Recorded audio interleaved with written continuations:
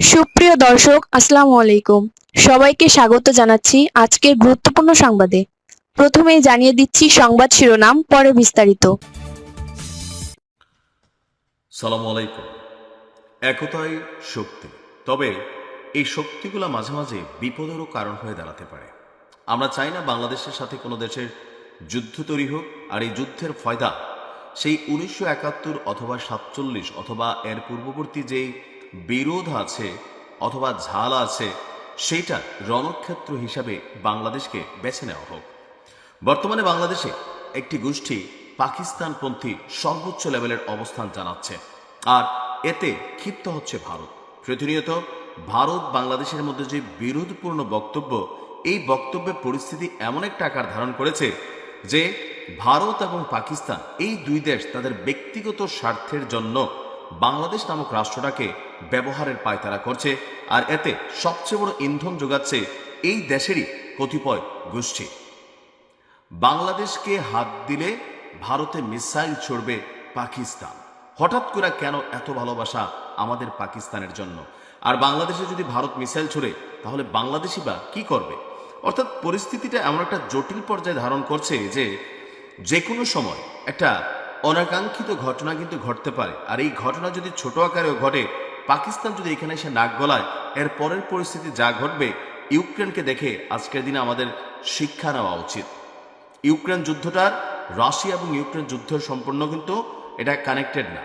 এটার মধ্যে পরাশক্তি সবগুলো ইউক্রেনের কাঁধে ভর করছে। রাশিয়া ইউক্রেনকে প্রতিনিয়ত মারছে। দিন শেষে ইউক্রেন নামক রাষ্ট্রটা একদম স্থবির হয়ে গেছে, ধ্বংসপ্রাপ্ত হয়ে গেছে।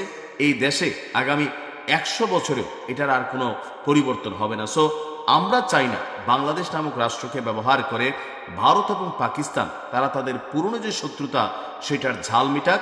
আর এই দেশে যারা পাকিস্তান এবং ভারতের স্বার্থবাদী মহল আছে তাদের সাবধান করে দিচ্ছি আমরা। দর্শক, পরিস্থিতি হঠাৎ করে ভিন্ন দিকে মোড় নিচ্ছে। হাসনাত আবদুল্লাহর সেভেন সিস্টার্সকে কেন্দ্র করে যে বক্তব্য, সেই বক্তব্য দেওয়ার জন্য দিয়ে দিছে আর কি। থাকে না বাংলাদেশের পলিটিশিয়ান মানে ফাকনা ফাকনা কথা, আর এই পাকনা কথার কারণে যে উদ্ভূত পরিস্থিতি তৈরি হতে যাচ্ছে, সেই পরিস্থিতি সামাল দেওয়ার মতন অবস্থান কি আসলে বাংলাদেশের আছে? আপনি বি অনেস্টলি, বা যারা জানেন বোঝেন, ওই ফেসবুকে স্ট্যাটাস দিয়ে বিদেশে বৈশা বৈশা এগুলো দিয়ে কাজ হবে না ভাই। ভারতের সাথে লড়াই করলে বাংলাদেশ 3 দিনও টিকবে না। 3 দিন, আমি গুনে গুনে বলতেছি, 72 ঘন্টা বাংলাদেশের অস্তিত্ব নাই হয়ে যাবে যদি অন্য কোনো দেশ বাংলাদেশের পাশে না দাঁড়ায়। এখন ধরেন এই যে পাকিস্তান ঘোষণা দিল বাংলাদেশের দিকে মিসাইল ছুড়লে, তাহলে পাকিস্তানের মিসাইল ভারতের দিকে তাক করে ছড়ে দেওয়া হবে। তো এতে কি বাংলাদেশের লাভ হবে? ভারত কি সরাসরি পাকিস্তানকে আক্রমণ করবে, নাকি পাকিস্তান সরাসরি ভারতকে আক্রমণ করবে? খেলাটা হবে বাংলাদেশকে কেন্দ্র করে বাংলাদেশের মাঠে। এগুলো বোঝার জন্য মাথার মধ্যে ঘিলু থাকা চাই। জিয়াফুতখুর জাতি খালি স্লোগান দিয়া দিয়া গরুর মাংস খাওয়ার জন্য আর ওই পিনাকিদা গরু পাঠাবে, আপনি খাবেন। উনি থাকেন কোথায়? ফ্রান্সে। যারা বাংলাদেশকে এই মুহূর্তে অস্থিতিশীল করতে চাচ্ছে তারা কোথায় থাকে? সবাই বউ বাচ্চা 14 গোষ্ঠী নিয়ে বিদেশে থাকে। ওই দেশে কি নাই? ওই দেশে তারা এরকম একটা আহ্বান দিতে পারে? পরিস্থিতি কিন্তু আপনি যা ভাবছেন তা হচ্ছে না।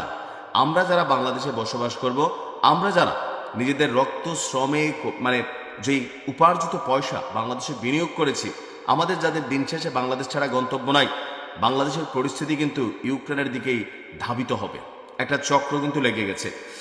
শুনতে অনেকটা খুশি খুশি লাগলেও কিন্তু এই খুশির পরে যে কি খুশি দুঃখ আছে সেটা অনেকে আইডিয়া করতে পারছেন না।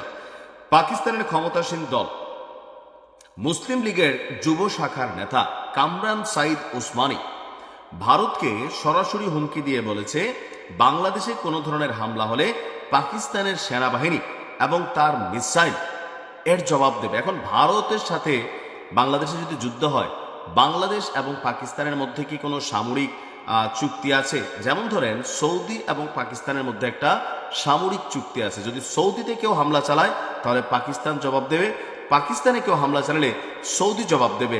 এটা একটা প্রতিরক্ষা চুক্তি। তো বাংলাদেশের সাথে কি পাকিস্তানের এমন কোনো প্রতিরক্ষা চুক্তি আছে? রাষ্ট্র টু রাষ্ট্র নাই তো। তাহলে এই যে কথাগুলা, এগুলো হচ্ছে মুখের কথা। দিন শেষে বাস্তবায়ন করতে গেলে নানাবিধ ঝামেলার মধ্যে আমাদেরকে পড়তে হবে। উসমানী তিনি দাবি করেন, পাকিস্তান বাংলাদেশকে ভারতের মতাদর্শগত আধিপত্যের নিচে ঠেলে দেওয়া মেনে নেবে না। ভারত যদি বাংলাদেশের স্বায়ত্ত শাসনের উপর আঘাত হানে বা কুদৃষ্টি দেয়, তবে পাকিস্তান কঠোর জবাব দেবে।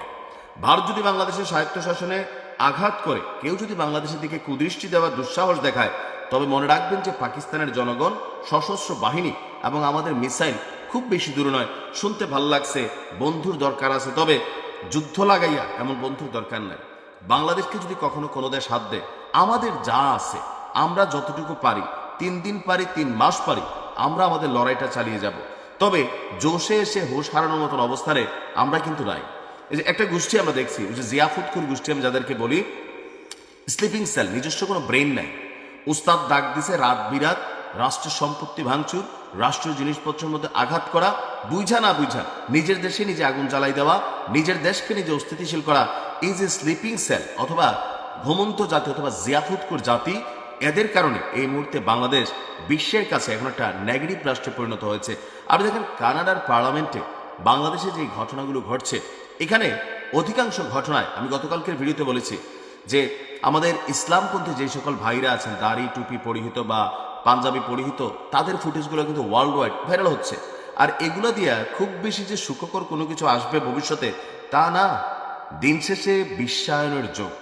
বাংলাদেশ নামক রাষ্ট্রটার কিচ্ছু নাই ভাই। সারা পৃথিবীর থেকে আমরা যা পাই, দান দক্ষিণা সাদাকা, এগুলো দিয়ে কিন্তু বাংলাদেশ রাষ্ট্রটা টিকা আছে। এটা হচ্ছে বাস্তবতা। সো এখন কোনো লড়াইয়ে লিপ্ত হওয়া, কোনো দেশের সাথে জোশে এসে হুঁশ খোয়াইয়া যুদ্ধ খেলা, ছোট্ট একটা যুদ্ধ কই নিয়ে যাবে বাংলাদেশের পরিণতি, আপনি কি বুঝতে পারতেছেন?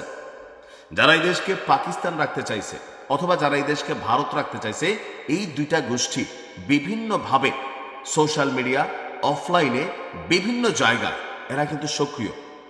কেউ চাচ্ছে না ভাই আমরা ভারতের সাথে মিলা যাই বিফোর 1947, কেউ চাচ্ছে 1971 সালে বাংলাদেশ কেন স্বাধীন হলো, আসুন আমরা পূর্ব পাকিস্তান পশ্চিম পাকিস্তান ভাই ভাই। এই যে খেলাগুলা আপনি কিভাবে ভাবতেছেন? আপনি ভাবতেছেন যে না এটা ভালো এটা ভালো, কিন্তু আপনি ইউক্রেনকে দেখেন। আমি ইউক্রেনকে নিয়ে 4 বছরে এত নিউজ করছি। ইউক্রেন বাংলাদেশের তুলনায় অনেক সমৃদ্ধশালী একটা রাষ্ট্র ছিল, কিন্তু ছোট্ট একটা ভুলে পশ্চিমাদের সাপোর্টিং পাইব এটা মনে করা রাশিয়ার সাথে যে যুদ্ধে লিপ্ত হয়ে গিয়েছিল, সেই যুদ্ধে আগামী 100 বছর ইউক্রেন তার পিঠ সোজা করে দাঁড়াতে পারবে না। লক্ষ লক্ষ মানুষ বাস্তুহারা হয়ে গেছে, বাড়ি ঘর শেষ, ধ্বংস। রাশিয়া গিলা ফেলছে, রাশিয়ার বিরুদ্ধে লড়াই চলতেছে, কিন্তু রাশিয়ার আসলে তেমন কোনো ক্ষতি হয়েছে? ভারতের বিরুদ্ধে আপনি লড়াই করবেন? যদি লড়াইয়ের দরকার হয় সেটা বাংলাদেশের সাথে ভারতের হবে, ভারতের সাথে বাংলাদেশের হবে, আমরা যতটুকু পারি লড়াই করবো। কিন্তু বহিরা শত্রু বা বহিরা এই টাইপের মিত্র, এদেরকে আইনা ধরেন পরিস্থিতিকে আরো বিগড়ানোর পক্ষে আমি না। আমরা এই মুহূর্তে কোনো ধরনের যুদ্ধ চাই না। আমরা চাই দুই রাষ্ট্রের মধ্যে সম্পর্ক ভালো থাকবে, তবে আমাদের যে অধিকার, সেই অধিকার আমরা আদায় করব।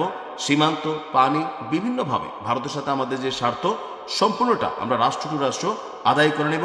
ভিয়েনা কনভেনশনের যে চুক্তি আছে, সেই চুক্তি অনুযায়ী আদায় করে নেব। এই মুহূর্তে কোনো যুদ্ধ চাই না। পাকিস্তান তুমি তোমার চিন্তা করো, আমরা আমাদের চিন্তা করি। ভালো থাকো।